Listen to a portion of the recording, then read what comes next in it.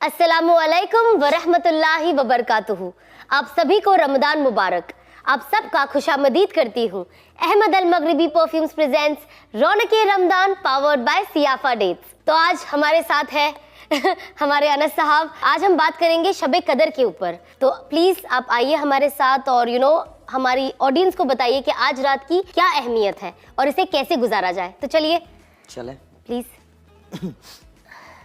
बहुत शुक्रिया सना, आपने बुलाया। अल्लाह ताला आपको ज़ाय खैर दे। बुलाया कि हाँ हम आ ही जाते हैं ऐसे भी, और फिर आपने मौजू भी ऐसा चुना है कि शब कदर का है।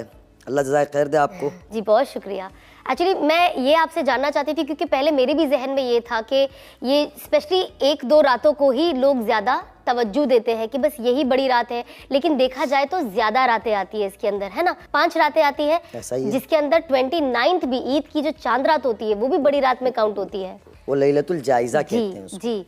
और बहुत वक्त ऐसा होता है कि हम एक स्पेसिफिक जैसे 27 की बड़ी रात है तो हम उसे पकड़ के बैठ जाते हैं, लेकिन असल में हमको 5 रात को उतनी ही इबादत करनी है जितना हम एफर्ट एक 27वीं रात में डालते हैं। तो मैं चाहती हूँ कि आप बताएं कि इसमें हमें करना क्या है। नहीं, आपने जो मौजू मुंतखब किया वो बहुत अच्छा है। दरअसल बात ये है इसके अंदर कि अक्सर हमारे ये अजमी मुल्कों के अंदर 27वीं रात को ही अहमियत दी जाती है, जबकि नबी अलैहिस्सलातु वस्सलाम की तालीमात और आपने फरमाया कि ये 5 रातों के अंदर और ताक रातों में तलाश करो। इसके बारे में जो जिस तरीके से आपने कहा कि 5 रातें 21, 23, 25, 27 और 29, ये 5 रातें हो गई। और फिर आपने ईद की जो रात कही वो 6ठी रात है, वो लैलतुल जायज़ा है। इनाम की रात उसको कहा गया, अरबी में उसको लैलतुल जायज़ा कहेंगे। ये 5 रातें और है और ये एक इनाम की रात और है। लेकिन इत्तेफाकन हमारे इन मुल्कों के अंदर 27वीं रात को एक हुजूम आ जाता है और 1-2 दिन पहले माहौल बन जाता है ना। उससे पहले 21 का, 23 का, 25 का अहतमाम होता है और ना 29 का होता है। 29 आमतन बाज़ारों में गुजर जाती है, शॉपिंग में गुजर जाती है, जबकि गलत बात है। अब बात जो है ना कि अल्लाह ताला ने आखिरी अशरे को आँख से आज़ादी का बनाया है, बमाना आग, वो आँख के जहन्नम की आँख, कि उस आँख से आज़ादी की अल्लाह की तरफ से मिलेगी बंदों को, बंदियों को। और इन 5 रातों की जो फ़ज़ाइल अहादीस में हैं, जबकि कुरान में भी है कि इन्ना अंज़लनाहु फ़ी लैलतिल क़द्र, कि ये बड़ी अज़ीमुश्शान रात है। सूरह क़द्र पूरी 30वें पारे में है, लैलतुल क़द्र खैरुम मिन अल्फ़ि शहर तनज़्ज़लुल मलाइकतु वर्रूह फ़ीहा बिइज़्नि रब्बिहिम मिन कुल्लि अम्र सलामुन हिय हत्ता मतलअल फ़ज्र, कि वमा अदराका मा लैलतुल क़द्र, तुम्हें क्या पता वो लैलतुल क़द्र क्या चीज़ है। बताया ये कि 1000 महीनों से बढ़कर ये रात। अब 1000 महीनों को बढ़कर, कुछ रिवायतों के अंदर 1000 की मुराद ये है कि मिसाल दी 1000 से, इससे कई गुना ज़्यादा हो सकती है, लेकिन समझाने के लिए ये बतलाया गया है कि 1000 महीनों से बढ़कर ये रात है। अब 1000 महीने को ही ले लो तो ये कुछ 83 या 84 साल बनते हैं। 83 years। अब कोई बंदा 83-84 साल तो सजदे में रह नहीं सकता, रुकू में रह नहीं सकता, रोज़े में रह नहीं सकता, अल्लाह की याद में रह नहीं सकता। अब इन 5 रातों में थोड़ा सा जाग लेना। जागना मुराद वो है कि वो हमारे शहरों वाला जागना नहीं कि रात भर बाइक के लेके भाग रहे हैं और दौड़ लगा रहे हैं। तो जागने से मुराद ये है कि अल्लाह के साथ आहोजारी करें, रोए धोए। कम से कम, जैसे मैंने अपने एक प्रोग्राम में कहा कि कम से कम इशा की नमाज जमात के साथ हो। तरावी का तो अहतमाम होना ही चाहिए, उसमें तो कोई शक सुबह नहीं है। और तरावी हो तो इशा की नमाज आपको जमात से मिल गई, तरावी मिल गई, और फिर थोड़ा सा अपने आप को फारिग कर ले खाने वगैरह से, और कोशिश करे कि शुरू के 2-3 घंटे या 1-2 घंटे अल्लाह को दे दिया जाए। अल्लाह से आउज़ारी हो, नफले पढ़े लंबी, कुरान करीम की तिलावत करे, अल्लाह से ज़िक्र करे, दुरूद पाक की कसरत रखे और अल्लाह से खूब मांगे। ये दुआ की रात है, तो ये अल्लाह के यहाँ बहुत कीमती बन जाएगा। और फिर आखिरी लैल में यानी आखिरी शब में, आमतन शहरी का आखिरी वक्त तकरीबन 5:30 सवा 5 के करीब हमारे मुल्क में है, तो ये 5:30 सवा 5 है, तो 2 घंटे पहले उठ जाए, 3 साढ़े 3 को उठ जाए। अल्लाह हिम्मत दे, ताकत दे तो सारी रात अल्लाह के आगे मसल्ले पे जा नमाज पे लगा दे। ऐसा ना कि ये इज्तिमाई तौर से करे, कोई सबूत नहीं मिलता इसका कि इज्तिमाई तौर से। हाँ, हरमैन के अंदर एक चीज़ है, यहाँ एक बात, यानी मसाइल तो मैं कोई मुफ्ती वाली बात तो कर नहीं सकता हूँ, वो बड़ों का काम है, उलमाए किराम जो इन बातें करते हैं, मुफ्तियान किराम। लेकिन ये ज़रूर है कि हरमैन शरीफैन के अंदर 20वें रोज़े से 21वीं रात से क़यामुल लैल होती है। अइम्मा हरमैन बड़ा ज़बरदस्त कुरान पढ़ते हैं उसमें, और माशाल्लाह आपने देखा ही, अल्लाह में बार बार ले जाए। तो उसके अंदर अइम्मा हरम पढ़ते हैं और लंबी लंबी रकातें पढ़ते हैं, लंबा कुरान, आहिस्ता सुकून, ऐसा लग रहा है कि कुरान फरिश्ते लेकर आ रहे हैं। तो यहाँ एक बात ये भी है कि अल्लाह के रसूल सल्लल्लाहु अलैहि वसल्लम के ऊपर उतरता होगा, मेरे नबी कैसा पढ़ते होंगे, सहाबा ने कैसा पढ़ा होगा। और फिर उनका रुकू लंबा होता है, क़याम लंबा होता है, सजदा उनका लंबा होता है, बिल्कुल। तो उसमें दुआओं का अहतमाम होता है, दुआएं मांगी जाती है, तो वो एक अलग फ़िज़ा है। लेकिन हमारे यहाँ क्या होता है, इज्तिमाई तौर से जमा होते हैं और फिर खुराफात और ये सारी चीज़ें। खुराफात का मतलब मेरा ये है, ये यानी कोई और बात ना ली जाए, कि फिर उसमें हो ये जाता है इबादत कम होती है और बाकी की चीज़ें हो जाती है, खाना पीना, इधर उधर की बातें, ये सारी यानी लाइनी बातें हैं, बेकार की चीज़ें, वक्त गुजर जाता है। तो कम से कम ये हो कि अपने घर में या मस्जिद का कोई कोना पकड़ ले और उसके अंदर जाके ये कोशिश करे कि अल्लाह के साथ अपना वक्त गुजारे। शुरू के 2 घंटे, आखिरी के 2 घंटे, बीच में 2-2.5 घंटा आराम भी कर ले, अल्लाह तौफीक दे, पूरा करे। और बेहतरीन नौजवानों के लिए मैं ये कहूँगा कि आखिरी अशरा अगर छुट्टियाँ हों, पढ़ाई की, ऑफिस की, कॉलेज की, जॉब्स की, तो कम से कम इन 5 रातों का एहतिकाफ ज़रूर करें। जी। हमारी माँ बहनें मस्तूरात घर में करे, कोना कर ले और उसके एहतिकाफ के मसाइल मालूम करके एहतिकाफ करे। नफली एहतिकाफ है, आदमी 2 नमाज़ों के दरमियान भी कर सकता है, 1 नमाज। और ये भी कि भाई मस्जिद में जब दाखिल हो, बिस्मिल्लाहि दखलतु अलैहि तवक्कलतु व नवैतु सुन्नतल एहतिकाफ, इस दुआ को पढ़ के दाखिल हो तो उसका अजर जब तक मस्जिद में रहेगा एहतिकाफ का सवाब मिलेगा। तो एक है कि जो 10 दिन वाला एहतिकाफ वाजिब एहतिकाफ होता है, और एक है कि नफल एहतिकाफ के जब मौका मिले मस्जिद में चला जाए, जब मौका मिले रात गुजार ले, और वो और उसका अल्लाह। और जो एहतिकाफ में काबिल मुबारक है, जो कई साथी ऐसे देखे कि सालों साल से करते हैं, उनकी तरतीब है, अपनी मस्जिदों में करते, किसी बुज़ुर्ग की खानका में चले जाते, किसी अल्लाह वालों की मजलिस में चले जाते हैं, वो भी मौका हो तो वहाँ भी जाए, ये भी बहुत मुबारक बात है। और कुछ अल्लाह के नेक बंदे होते हैं जो हरमैन में करते हैं, तो जहाँ जिसको अल्लाह तौफीक दे। लेकिन इसमें होता यह है कि आदमी यकसू हो जाता है एहतिकाफ में, और वो एहतिकाफ में इन 10 रातों को गुजार देता है।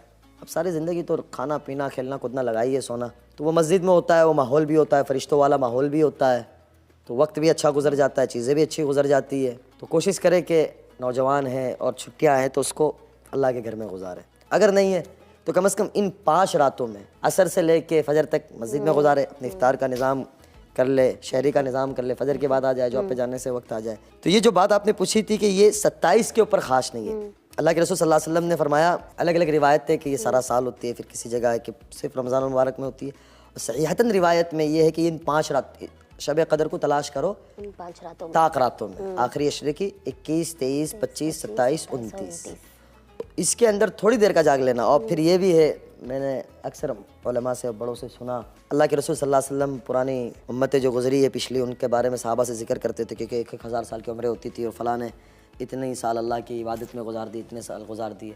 तो सहाबा को रश्क हुआ कि या रसूलल्लाह, उन्होंने इतने गुजार दिए तो हमारी तो यानी इतनी छुट्टी है, 60-70 के दरमियान है, अब तो 50, 60, 40 ही हो गए, कब जाना पता नहीं है। तो अल्लाह के रसूल सल्लल्लाहु अलैहि वसल्लम कहा कि बिल्कुल सही है कि 60-70 के दरमियान है, बहुत ही कोई मुश्किल से 80, 90, 100 जाता है। तो अल्लाह के रसूल को वो गम आ गया कि मेरी उम्मत कैसे उस मकाम पे पहुँचे। तो जब ये गम आया तो अल्लाह ताला ने कहा कि मेरे नबी फ़िक्र न करें, मैं आपको ये रात दे देता हूँ कि इन 5 रातों को अगर आपका कोई उम्मती इसको सही मायने में गुजार लेगा और उसके औकात को सही मायने में जान लेगा और गुजार देगा, तो इंशाअल्लाह वो उनके बराबर हो जाएगा। यानी जैसे आपने कहा कि अगर 1000 महीने भी मान ले जी, तो ये 83-84 साल है और ज़िंदगी 70 साल है। सारी ज़िंदगी इबादत में कोशिश करे कि इसमें सलात व तस्बीह का भी अहतमाम हो। सलात व तस्बीह के बारे में आता है कि ज़िंदगी में 1 दफ़ा कोई पढ़ ले, कोई साल में 1 दफ़ा पढ़ ले, कोई महीने में 1 दफ़ा पढ़ ले, कोई हफ्ते में 1 दफ़ा पढ़ ले। और कुछ अल्लाह के नेक बंदों को, हमने हमारे इलाके के डॉक्टर साहब है, अल्लाह लंबी उम्र करे, लंबी हयात करे, वो उनका मामूल है, वो रोज़ाना सलात व तस्बीह पढ़ते और अल्लाह ने दुनिया में उनसे दीन का काम लिया, सारी दुनिया में जाते हैं, MBBS डॉक्टर है। हमारे डॉक्टर अशरफ साहब रोज़ाना वो सलात व तस्बीह के पाबंद है, मुझे एकदम याद आ गया। तो अल्लाह तौफीक दे तो इन 5 रातों में डिवाइड करे कि इतना कुरान पढ़ना है, इतना कुरान समझना है, सीखना सिखाना भी हो जाए। उलमाए किराम अक्सर होते हैं, उनके पास बैठ जाए, घर में है तो एक कोने के अंदर अल्लाह से लो लगा ले, लंबा कुरान पढ़े और लंबी दुआ मांगे। यहाँ बात दुआ की भी है कि दुआ हम अक्सर मांगते ही ऐसी है कि अल्लाह भी सुनता होगा तो हंसता होगा कि अल्लाह ये कर दे, अल्लाह ये दे दे, अल्लाह वो कर दे, ये कर दे। ये दुआ का तरीका नहीं है। दुआ तो ये है कि आदमी पहले तो बिल्कुल दिलो दिमाग से फारिग हो कि बस वो और उसका अल्लाह हो। यहाँ तो ज़बान चल रही है लेकिन दिल कहीं है, दिमाग कहीं है। जी बिल्कुल। और फिर मसाइल आते हैं तब वही चीज़ें याद आती है। ऐसे दुआ नहीं मांगी जाती है। दुआ को मांगने का ये है कि भाई अल्लाह की तारीफ़ से शुरू करे, अल्लाह के रसूल सल्लल्लाहु अलैहि वसल्लम पे सलात व सलाम पेश करे, दुरूद पाक पेश करे, और उसके बाद अरबी में जो दुआएं आती है वो ख़ास तौर से पढ़े। और इन रातों की एक दुआ है कि अल्लाहुम्मा इन्नका अफ़ुव्वुन तुहिब्बुल फ़अफ़ु अफ़्व अन्ना या करीम, कि ये दुआ का ख़ास एहतमाम करें। तो अरबी में जो दुआएं आती है वो पढ़े, फिर अल्लाह की तमहीद बयान करे, अपनी ज़बान में ही कर लें कि अल्लाह तू बड़ा है, आपने ज़मीन व आसमान को बनाया, सूरज चाँद, यानी जो मोटी मोटी चीज़ें हम नज़र आती है और जिसमें अल्लाह नज़र आता है, यानी कोई उसका इनकार नहीं कर सकता, वो अल्लाह की बयान करे, अल्लाह के हबीब सल्लल्लाहु अलैहि वसल्लम की तारीफ़ करे, फिर पूरी उम्मत की माफ़ी मांगे, पूरी इंसानियत की हिदायत मांगे, अपने मरहूमीन के लिए मांगे, अपने ख़ानदान के लिए, अपने वालिदैन के लिए, भाई बहनों के लिए, बीवी बच्चों के लिए, अजीज़ व अकारीब के लिए, दोस्त अहबाब के लिए, सब के लिए मांगे, अपने लिए, पराए के लिए, मुसलमानों के लिए, गैर मुसलमान, सब के लिए, अपने मुल्क के लिए, कि अल्लाह ने, ये भी हमारे ज़िम्मे है। हम दुआ मांगते या तो हम अपने लिए, अपने बीवी बच्चे, औलाद, माँ बाप, भाई बहन, ऐसा नहीं है। हमारे ज़िम्मे हमारे अड़ोस पड़ोस भी है, हमारे रिश्तेदार भी है, हमारे भाई बहन भी है, अजीज़ व अकारीब भी है, पूरी उम्मत भी, पूरी इंसानियत में, उसमें हमारा मुल्क सैर फहरिस्त होना चाहिए। हमारे मुल्क हिंदुस्तान के लिए खूब दुआएं मांगे, अल्लाह इसको तालीम और तरक्की में आगे बढ़ावे, इसको हर काम में नुमाया बनावे, जो दुनिया में ज़िंदगी गुजारते तो उसके लिए आलात, दुनियावी चीज़ें, तो सब अल्लाह से मांगे, खूब मांगे, ये मांगने की रातें हैं।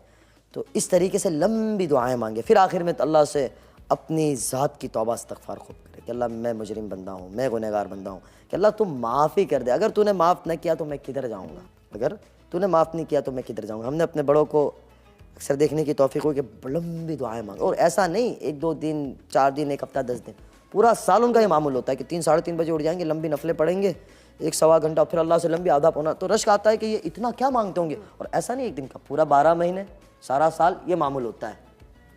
ये कोशिश करें, जब अल्लाह से मांगना आ जाएगा ना। हमारे एक दोस्त है हमारे इलाके में, बेचारा भोला भाला आदमी, अल्लाह ने बहुत कारोबार से उन्हें नवाजा है, तो वो दुआ मांगे तो मैं हमारे देखने वालों को बताऊं, वो अल्लाह से इशारे भी करे कि अल्लाह तू ये कर दे, अल्लाह आप ये कर दे, अल्लाह मैं मुजरिम, अल्लाह मैं गुनहगार। ये आजू बाजू वाले, यानी हमें शर्म आए कि ये क्या बातें कर रहा है। फिर वो एक जुमला बोले मांगने का उसी से जो देता है, और दुनिया वालों के आगे मांगेंगे जलील होगा, उसके आगे जलील होकर मांगेंगे तो दुनिया वालों के आगे इज्जत मिलेगी, दुनिया के अल्लाह ताला। तो दुआ का खूब एहतमाम करे और इसको बाकी रखे, और अल्लाह से उम्मीद भी रखे कि अल्लाह मेरी दुआ सुन रहा है। अल्लाह के रसूल सल्लल्लाहु अलैहि वसल्लम ने फरमाया कि वो सबसे बदनसीब आदमी है जिसको ये ख्यालात हो और ये दिमाग हो कि मेरी दुआ सुनी नहीं। बहुत सारे लोग कहते हमारी तो दुआ कबूल नहीं होती। ना उम्मीद ही हमारे यहाँ नहीं है, हमारे यहाँ उम्मीद पे, और हमारा सारा निज़ाम उम्मीद पे कायम है, सारी चीज़ें उम्मीद पे है ना। तो ना उम्मीद ही नहीं होनी चाहिए।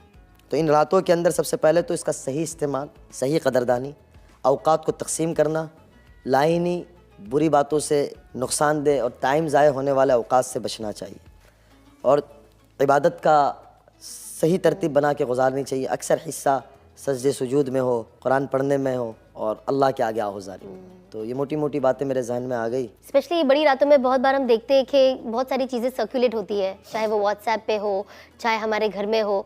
तो होता ना कि हमारे फैमिली वाले हमें फॉरवर्ड करते कि आज रात ये नफलें पढ़नी है, इसके अंदर ये सूरा ही पढ़ना है। तो मुझे जानना था, और मैं चाहती हूँ कि आप ऑडियंस को भी बताओ, क्योंकि हर साल और हर वक्त लोगों के दिमाग में बहुत सारा क्वेश्चन मार्क रहता है कि कोई खास तरीके की कोई इबादत का पैटर्न है, या जैसे हम पढ़ते हैं हम वैसे ही एक्स्ट्रा नफले पढ़े और अंदर जो सूरा हमें पढ़ना है हम वही पढ़े। जैसे आपके मैंने प्रोग्रामात देखे, अक्सर मेहमान आए, उन्होंने सोशल मीडिया के फ़ायदे भी बताए और ख़राबियाँ भी बताई। ख़राबियाँ ही ज़्यादा, अल्लाह हमारी भी हिफाजत फरमाए, हम भी इसी के पीछे लगे पड़े हैं। तो बहुत सारी चीज़ें हैं ना, वो चली चलाई आती है, जिनका शरीयत और सुन्नत से कोई ताल्लुक़ नहीं होता, दिन से कोई ताल्लुक़ नहीं होता, ये कर ले वो कर ले, ये सब खामखा की चीज़ें हैं।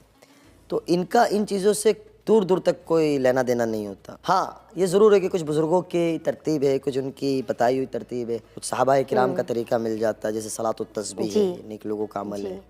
और जैसे ये भी है कि भाई आपने एक बात इसमें ये भी कही कि ये रकात में यही पढ़ी जाए, तो हमारे अक्सर उलमा बतलाते हैं कि भाई जैसे फ़जर की नमाज की 2 सुन्नतें हैं, उसके अंदर आप ख़ास तौर से एहतमाम करें कुल या अय्युहल काफ़िरून, सूरह काफ़िरून का, और सूरह इखलास, कुल हुवल्लाहु अहद का। फ़जर के पहले की 2 सुन्नत, मगरिब के बाद की 2 सुन्नत। और वितर के अंदर भी आता है कि पहली रकात में कोई सूरा मिला ले और दूसरी 2 रकातों में कुल या अय्युहल काफ़िरून, कुल हुवल्लाह की कोशिश करे। तो ये हैं, और बाकी का ये है कि जो सूरत याद हो पढ़े, जो कुरान याद हो पढ़े, लेकिन लंबा कुरान वो नहीं है। ऐसी कोई ऐसी बात तो बज़ाहिर मिलती नहीं है, लेकिन जितना कुरान पढ़ा जाए इतना बेहतर है। और कोशिश भी करनी चाहिए कि कुरान को हमें पढ़ना, और कम से कम 30वां पारा में याद हो, वो याद ना हो आधा याद हो, पिछली 20-22 सूरतें याद हो। उससे ये हो कि हम कुछ तो पढ़े जी। ऐसा होता है कि अल्लाह मियाँ के सामने हम 5 सूरतों पे लगे होते हैं, कुल या अय्युहल काफ़िरून से चल रहे होते हैं, इक्का दुक्का इज़ा जा, इन्ना अतैना वल अस्र, यानी ठीक है, अल्लाह तौफीक दे दे, अल्लाह ताला बड़ा गफूर रहीम है। मैं यानी मैं हरगिज़ ये बात नहीं कह रहा हूँ कि ये कोई वो बात है, लेकिन कोशिश करनी चाहिए। हम सीखना चाहते हैं, मोबाइल आता है, तो वो नया अपडेट होता है तो हम कोशिश करते हैं ना, सीख लेते हैं, बच्चे से सीख लेंगे, इससे सीख लेंगे। तो जब चीज़ें अपडेट होती है तो हम कोशिश करते हैं, नहीं आता हम खपते, नहीं आता हम कोर्स लेते हैं। तो ये तो कुरान है, ये शुरू दिन से है हमारी ज़िंदगी में और मौत तक है। मौत तक है। तो कम से कम कुरान को तरतीब के साथ, तरतील तजवीद के साथ पढ़ने की कोशिश करें और इतना कुरान याद कर ले कि हम नमाज में पढ़ सकते हैं। और मुझे ये भी बताइए कि जनरली हम सबकी नमाजें कहीं ना कहीं छूटी है। जैसे बहुत लोगों ने 5 वक्त की नमाज पढ़ना बहुत एक अरसे के बाद शुरू किया, या कभी कभी किसकी सफ़र में नमाज छूट गई है। मतलब एक नमाज की अहमियत भी बहुत लोगों की ज़िंदगियों में बहुत लेट आई है। तो जब ये ऐसी रातें आती है तो हम कोशिश करते हैं कि इसी रात, क्योंकि फ़ायदे ज़्यादा है, बड़ी रात है और इसमें हम और भी ज़्यादा फ़ायदा उठाना चाहते हैं कंपेयर टू ओवरऑल रमज़ान भी। तो कहते हैं कि क़ज़ाए उम्र को ये रातों में आप एक्स्ट्रा अदा कर सकते हैं, जो आपको एक्स्ट्रा नमाज पढ़ना, जिन्हें अपार्ट फ्रॉम अपने फ़र्ज़ नमाज और कुरान आप क़ज़ाए उम्र अदा करें इस रात। तो क्या ये सही है? यानी इसमें है ना, अक्सरों की सोच ये होती है कि यहाँ पढ़ लेंगे तो वो 1000 के बराबर हो जाएगी। ये सब बातें ज़ाहिर बात है। जो नमाज फ़र्ज़ छुट्टी है उसकी तलाफ़ी कोई क़ज़ा के अलावा कोई तलाफ़ी नहीं, वो आपने पढ़ना है। बिल्कुल। अगर पढ़ते पढ़ते मौत आ गई, अल्लाह गफूरुर रहीम है, कफ़ारा पीछे वाले दे दे और उसके उलमाए किराम से उसकी तरतीब मालूम करके करें। मैं बार बार कह रहा हूँ, मैं कोई मुफ्ती नहीं हूँ कि मैं इन मसाइल को, लेकिन हमने जो अपने बड़ों से पढ़ा पढ़ने के ज़माने में, तो ये है कि उसकी तलाफ़ी कोई नहीं। ठीक है, नफले पढ़ रहे, बंदा थक गया तो याद है कि भाई मेरी 25 फजर की नमाज छुट्टी है तो मैं 25 पढ़ लूँ, 30 मेरी ज़ोहर छुट्टी है तो मैं 30 पढ़ लूँ, 50 मेरी असर छुट्टी है तो असर पढ़ लूँ, 100 मेरी मगरिब छुट्टी है तो मैं लिख के तरतीबवार, जो आप शुरू में जब आप इस रास्ते के ऊपर, यानी इस रास्ते, तो सबके लिए एक ही रास्ता, अल्लाह ताला कब किसका दिल बदल ले और किस हाल में अल्लाह माफ़ कर दे। लेकिन शुरुआत में जो आपने अपनी नमाज़ों की तरतीब बना के उसे किया और आपने मुफ्तियान किराम से पूछ के तो उसकी तरतीबें लिख ले, साल का अंदाज़ा लगा ले कि भाई मैं इस साल में बालिग हुआ हूँ और इस साल से इस साल में मैं नमाज की तरतीब पे आ गया हूँ। एक है साहिब तरतीब। साहिब तरतीब इसको कहा जाता है जिसकी तरतीब वार नमाज हो, कि फजर है तो उसने फजर पढ़ी है, ज़ोहर है तो ज़ोहर पढ़ी है, क़ज़ा नहीं हुई। असर है, ऐसा नहीं है कि भाई फजर पढ़ी और ज़ोहर छूट गई तो असर पे आ गया, ऐसा नहीं है। उसकी तरतीब के साथ नमाज, साहिब तरतीब कहते हैं। तो ऐसे भी अल्लाह के नेक बंदे हैं कि जो सालों साल से उनकी तकबीर औला फौत नहीं। तकबीर औला उसको कहते हैं कि मुअज़्ज़िन साहब जब जमात खड़ी होने से पहले तकबीर देते हैं तो वो तकबीर से पहले पहुँचे होते हैं। कुछ ऐसे हैं कि सालों साल सफ़े औला के पाबंद है कि उनकी पहली सफ़ नहीं छूटी है।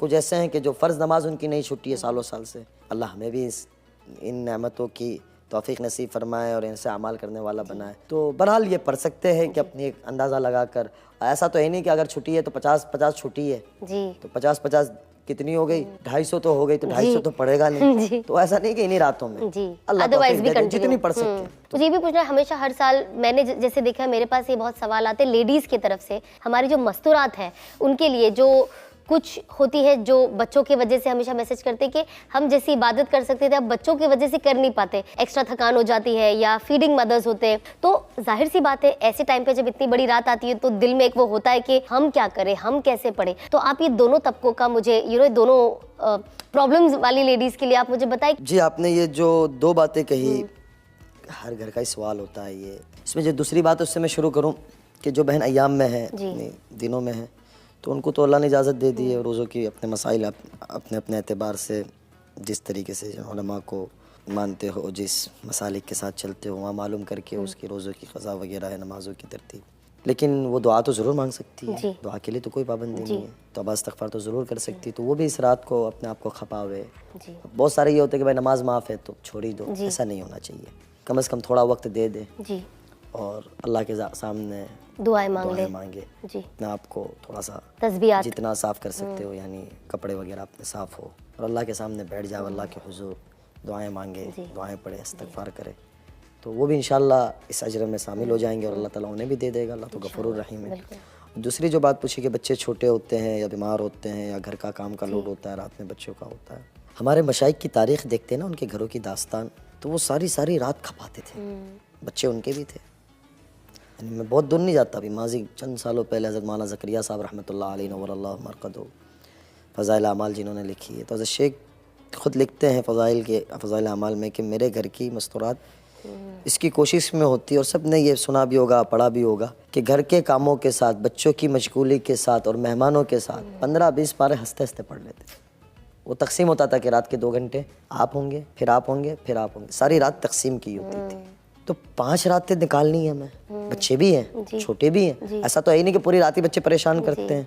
अगर घर में कोई ना कोई तो मियाँ ही बीवी है, चलो अकेले रहते तो शौहर थोड़ी देर बच्चों को संभाल ले 1-1.5 घंटा। लेकिन इन 5 रातों को इन सारे गिले शिकवे करके और इन सारे यानी मैं यही कहूँगा रीज़न देख के और खामखा की बातें करके ज़ाय नहीं करना चाहिए। इन रातों को काम की बनानी चाहिए और इन रातों के अंदर कर सकते, कोई मुश्किल बात नहीं करेंगे। अल्लाह की तरफ से, अल्लाह बहुत बड़ा गफूरुर रहीम है, कोई फराइज़ों में से तो है नहीं कि अल्लाह की पकड़ होगी, लेकिन नुकसान बहुत बड़ा है, फ़ायदा नहीं होगा, खसारा बहुत बड़ा है। अगर आपने कहीं जाना हो, कुछ करना हो, कोई दुनियावी काम हो, बच्चे भी सेटल हो जाते हैं, सब कुछ सेटल हो जाता है मामला, थकान भी साइड पे होती है, शॉपिंग भी तो करोगे ना इन्हीं रातों में, ईद की तैयारी भी तो करोगे, उस रात तो बच्चे नज़र नहीं आते। तो मैं यानी तनकीद नहीं कर रहा हूँ, अल्लाह माफ़ करे, होना भी नहीं चाहिए हम किसी पे बात करें, लेकिन एक फितरत ही बताता हूँ कि कोशिश कर ले कि 5 रातों को एडजस्ट कर ले, 5 घंटे की बजाय 2 घंटे कर ले। अगर इन चीज़ों से पहले 2 घंटे करते थे तो 1 घंटा कर ले, यानी कुछ दर्जे इन रातों की बरकत उठा ले। जी, तो आई एम श्योर कि हमारी जितनी भी मस्तूरात है जो हर बड़ी रात मुझे एटलीस्ट टेक्स्ट और डीएम करती कि हम करें क्या, तो आई थिंक आपको ये थोड़ा सोल्यूशन मिल गया होगा। आई अंडरस्टैंड थोड़ी सी प्रॉब्लम होती है, इतना गुस्सा भी आता है और रोना भी आता है कि ये रातें जा रही और मैं पढ़ नहीं पा रही हूँ, यू नो, तो मैं वो समझ सकती हूँ। ये जो आपने एक बात कही ना, ये भी सही है कि ये गुस्सा हम यानी नवाफिल को पूरा करने में हम किसी का हक ज़ाया कर देते हैं, बच्चों को मार दिपट कर देते हैं, पता नहीं ज़बान की, ये सब चीज़ें नहीं होनी चाहिए। जैसे मैंने बताया कि तरतीब के साथ करें।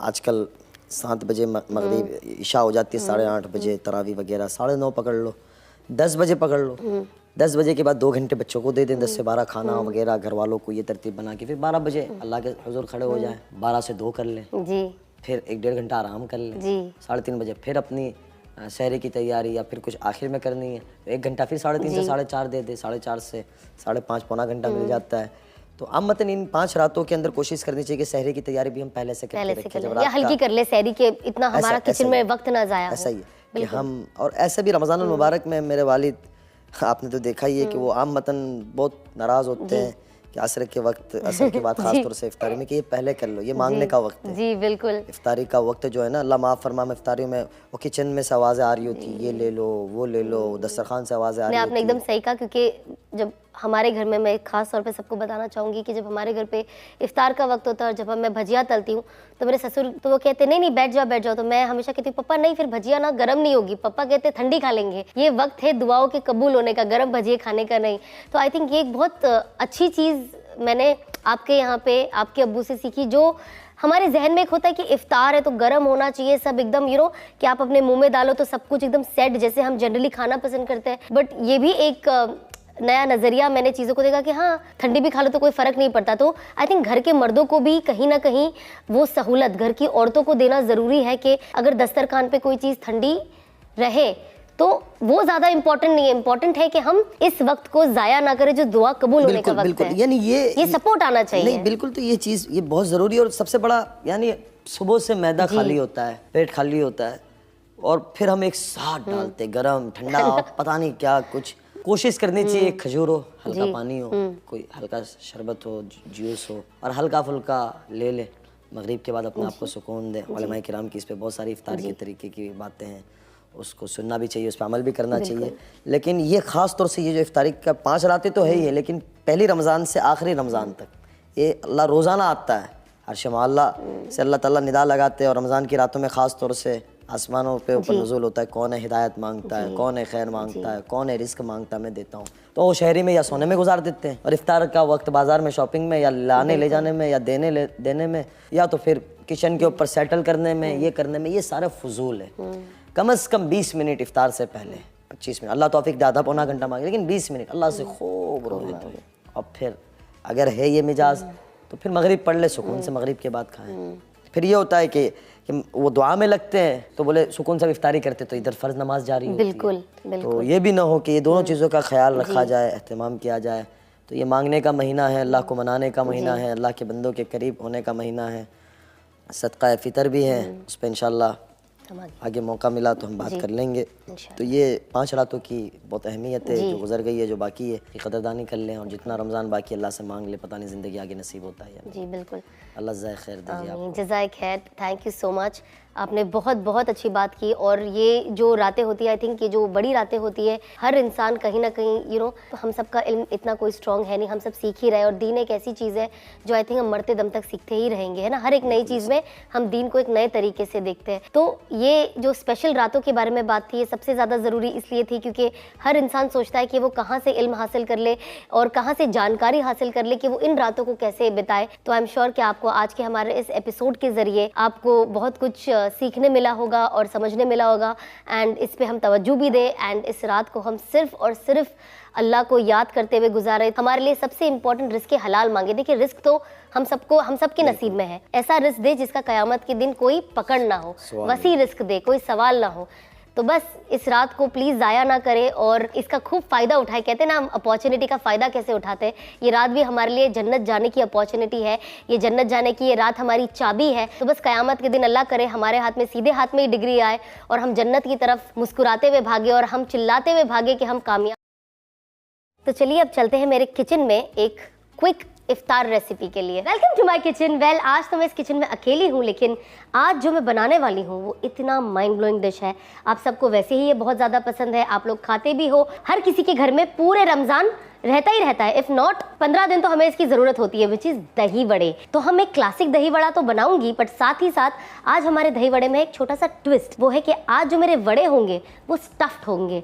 तो हम क्लासिक भी बनाएंगे और स्टफ्ड दही वड़े भी बनाएंगे। तो पहले मैं आपको बताती हूँ कि मैंने इंग्रेडिएंट्स क्या क्या यूज़ करने वाली हूँ इसके लिए। तो ये है कटी हुई हरी मिर्च, कड़ी पत्ता, ज़ीरा, राई, हल्दी पाउडर, और ये है कोरिएंडर पाउडर, लाल मिर्च, कटी हुई धनिया, और ये मसाला है, ये शक्कर है, या मैं आपको बाद में बताऊंगी मैं इसके साथ क्या करने वाली हूँ। ये है हमारा आलू जो ऑलरेडी बॉइल्ड है। तो पहले हम बनाएंगे इसकी फिलिंग। तो सबसे पहले हम गैस ऑन करते हैं एंड स्लो पे रखते हैं। थोड़ा तेल लेंगे,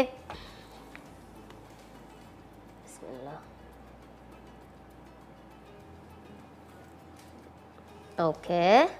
तेल हो गया है थोड़ा गरम। अब हम डालेंगे इसके अंदर सबसे पहले तो राई के दाने, ओके। इसके बाद ज़ीरा, ये है हरी मिर्च। हरी मिर्च अगेन आप उतनी यूज़ करें जितनी आपको ज़रूरत है। अगर आपको स्पाइसी पसंद है तो आप स्पाइसी भी कर सकते हो। ये है कड़ी पत्ते,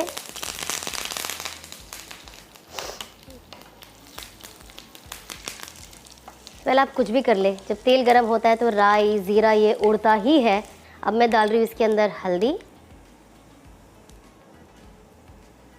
क्योंकि स्टफिंग है तो थोड़ा सा येलो कलर आए तो एक मज़ा आ जाती है। ये है कोरिएंडर पाउडर और ये है लाल मिर्च का पाउडर। बहुत सारे लोग होते हैं जो कभी हरी मिर्च डालते हैं तो लाल मिर्च को अवॉइड करते हैं, पाउडर को भी। ऐसे मैंने बहुत देखा है, बट मुझे तो दोनों डालो तो मुझे ऐसा लगता है कि अच्छा लग रहा है, थोड़ा कलर अच्छा लग रहा है।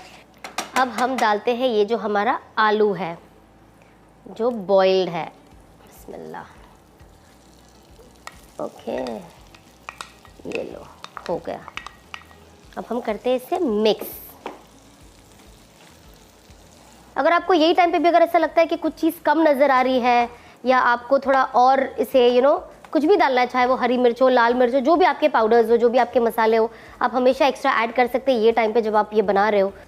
वो बहुत ज़्यादा ज़रूरी है, अदरवाइज़ कुछ टेस्ट ही नहीं आएगा किसी भी चीज़ का। ये है नमक, थोड़ा हल्का सा भी एक्स्ट्रा डाल दिए तो अच्छा लगता है इसके अंदर। तो ये हो गया है रेडी हमारा स्टफिंग। अब मैं इसे साइड में रखती हूँ जब तक ये ठंडा होता है। हम बनाते हैं हमारे क्लासिक वड़े। तो बेसिकली ये उड़द की दाल है, जिसे बिना छिलके वाली, जिसे मैंने 4 घंटा भिगा दिया था और फिर इसे ग्राइंड कर लिया है, पेस्ट बन गया है, ये रहा। अब इसके अंदर मैं मिक्स करूँगी हमारा ज़ीरा, ये है हरी मिर्च कटी हुई, थोड़ी और भी आप डाल सकते हो, थोड़ा नमक, और ये है हमारी कटी हुई कोथिमीर। तो ये भी आप और भी डाल सकते हो, जैसे जैसे ये मिक्स होगा हम ऐड भी कर सकते हैं अगर हमें लगता है। अब हम गैस ऑन करते हैं ताकि हमने गैस ऑन कर दिया। तो अब हो रहा है हमारा तेल गरम, बिकॉज़ हम चाहते हैं कि अच्छा गरम हो ताकि जब हम वड़ा डालें तो एक अच्छे तरीके से फ्राई हो जाए। जब तक हम दही को रेडी कर लेते हैं। सो ये है हमारा दही और इसमें हम डालेंगे पाउडर्ड शुगर 2, 3 और डालेंगे हम सॉल्ट। इसे अच्छे से मिक्स कर देंगे।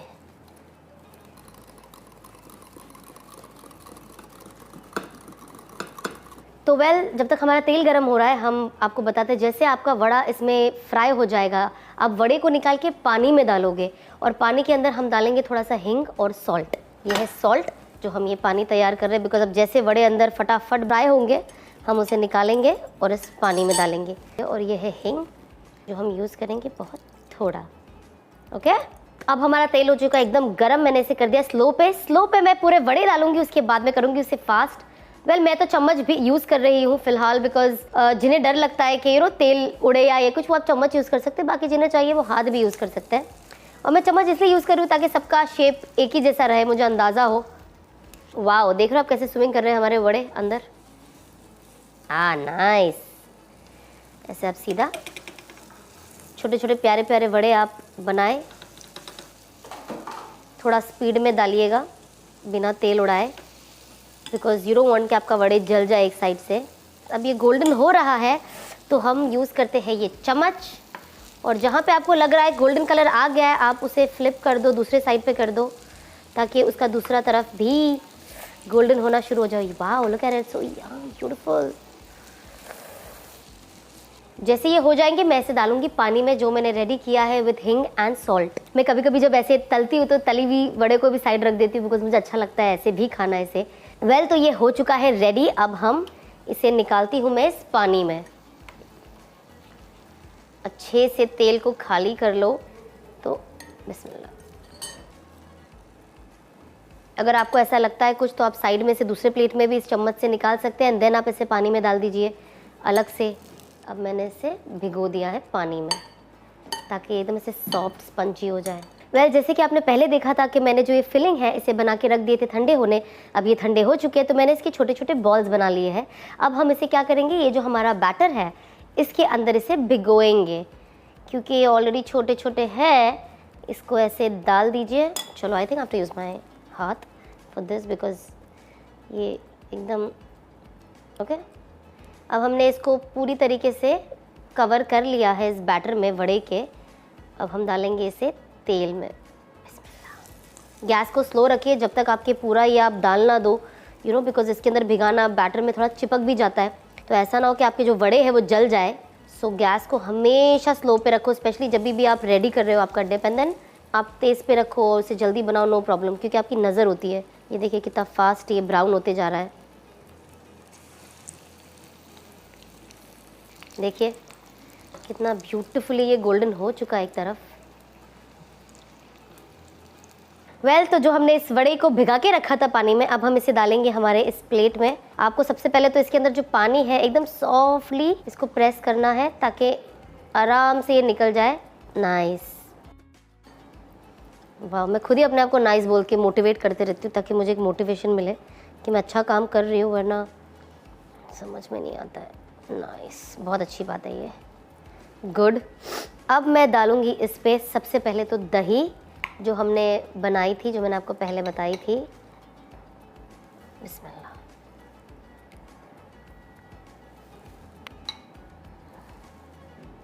इसे अच्छे से भिगो देना है। तो ये हमने बनाया एक मसाला जिसके अंदर है ब्लैक पेपर, जीरा और लाल मिर्च जो हमने रोस्ट कर दिया है। इसके अंदर नमक और सब कुछ मसाले डाल दिए गए, तो ये एक चाट मसाले जैसा ही है हमारा। इससे बहुत अच्छी खुशबू और टेस्ट। ये हमारा लाल मिर्च पाउडर थोड़ा सा और ले लिया ताकि थोड़ा खूबसूरत लगे। जनरली आपने देखा होगा कि दही बड़े ऐसे ही अच्छे लगते हैं। ये है हमारा कोरिएंडर पाउडर। उफ, ऐसी मज़े की खुशबू आ रही है कि बस। ये है हमारी हरी चटनी। ओके, ये है हमारी रेड चटनी। देखिए सब ऐसे ही होता है, दही बड़े को देख के सब भूल जाता है इंसान। अब मैंने इसका ड्रेसिंग कर दिया है। Fully ready. हमारा वड़ा हो गया बिल्कुल तैयार। अब हम करेंगे दूसरा वाला जो हमने बनाया है फिलिंग के साथ। तो सबसे पहले तो मैं इस वड़े को काटूंगी। अब इसे बीच से एकदम सॉफ्टली काटो ताकि इसके 2 हिस्से हो जाए आराम से। अगर आपको कुछ लगता है तो ऐसे बीच में से दबा दो उंगली से, नॉट अ प्रॉब्लम, खाना ही तो है। ये रहा, देखिए, वाव। तो इस तरीके से मैं अपने सारे ये जो वड़े छोटे छोटे फ़िलहाल जो ये रेडी है यहाँ, दिख रहा है? So nice. तो पहले तो हम इसे हटा दें बिकॉज ये बीच में हमें डिस्टर्ब कर रहा है। पहले मैं पहले दही डाल लेती हूँ ताकि थोड़ा सा एक तैयार हो जाए ये नीचे। दही, ये है हमारा वड़ा।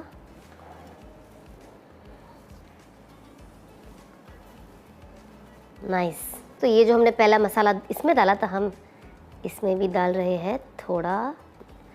अब ये हमारी लाल मिर्च का पाउडर, ये हमारा कोरिएंडर, और जो चटनी है थोड़ी सी हरी चटनी,